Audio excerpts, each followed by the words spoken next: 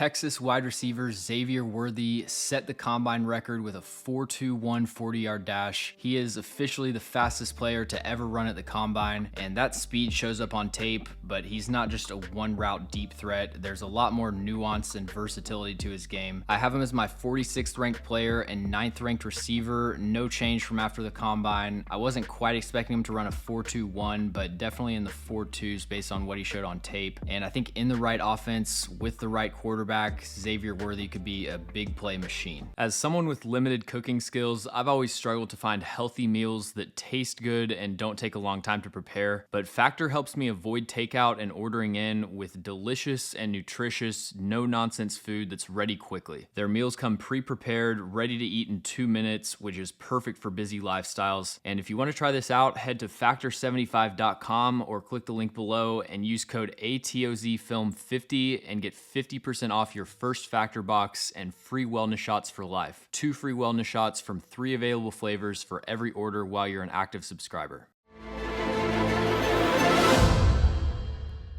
So Xavier Worthy played 3 years at Texas. He was a playmaker immediately when he showed up. His first Big 12 game, he had 100 yards and 3 touchdowns. He's under 21 years old, and at the receiver position, that's what you look for. You want players that were immediate contributors from the moment they showed up at college. Since he has the 40-yard dash record, I think it's fair to say that he has generational speed. You watch him on tape, he just creates immediate vertical separation, and if the corner's playing far off enough that he has some cushion, he's gonna separate at some point down the field. He's the type of player where Josh Allen could just launch it 70 yards down the field and trust that at some point Xavier Worthy is going to outrun the corner he's going up against. And it's funny watching a lot of these Big 12 corners, I find myself writing the same thing in all of their scouting reports where it's like everything's pretty good except they got torched by the Texas receivers. And seeing Worthy run a 4.21 and A.D. Mitchell run a 4.35, it makes me think I should be a little bit less critical of those Big 12 corners. And Worthy's a player that you see his speed when he's creating vertical separation, but you really see it in every route that he runs because of the effect that it has on opposing corners. His speed puts defenders on their heels at the snap. It creates so many soft coverage opportunities for Xavier Worthy. Those first couple steps off the line of scrimmage, the corners immediately on their heels. They're worried about getting beat down the sideline, and that just opens up so many more opportunities for him to work in the underneath game. But compared to players like John Ross or Tyquan Thornton, I think what sets Xavier Worthy apart is his lateral fluidity and change of direction skills. He has joystick movement skills, very sudden in and out of breaks. He can be running full speed down the stem, cut off a lateral break. The corner's drifting backwards for 5 yards. He's already at the end of his route. And he has really quick and nuanced footwork to attack blind spots, attack the cornerback's leverage. My 3 comps for him are Zay Flowers, Marquise Brown, and Tank Dell, but I actually see some Deontay Johnson in his game, mainly just with the ability to add those pressure steps and attack blind spots but not lose any momentum or lose any of the route pace. He doesn't really have to maximize every movement because he's so light on his feet. He can afford to take some extra steps throughout the route. But part of the reason that he ran a 4.21 is that he weighed in at the combine at 165 pounds and he's over 5'11", so decent height, but he's extremely skinny. He'd be one of the smallest receivers to ever play in the NFL, and it's not just looking at a spreadsheet worrying about outliers. His lack of size negatively impacts multiple aspects of his game. He has a very limited catch radius, and I would say he's unable to make contested catches. In his final year at Texas, he was 5 for 21 on contested catches, 23.8%. It's so easy for corners to crowd his catch space. If they just stick an arm out, they're shielding him from the ball completely. He doesn't really have the play strength to fight through contact and work back to the football. And if he's trying to make a difficult catch over the middle and he takes some contact, he's not very secure at holding onto the ball. So for him to be productive in the NFL, he's going to have to be open, and I would say wide open. And I think he'll be able to create separation, but that does kind of put a cap on how productive he can be. He struggled with some drops early in his career, but in 2023, he cut his drop rate from the previous season almost in half, 10.6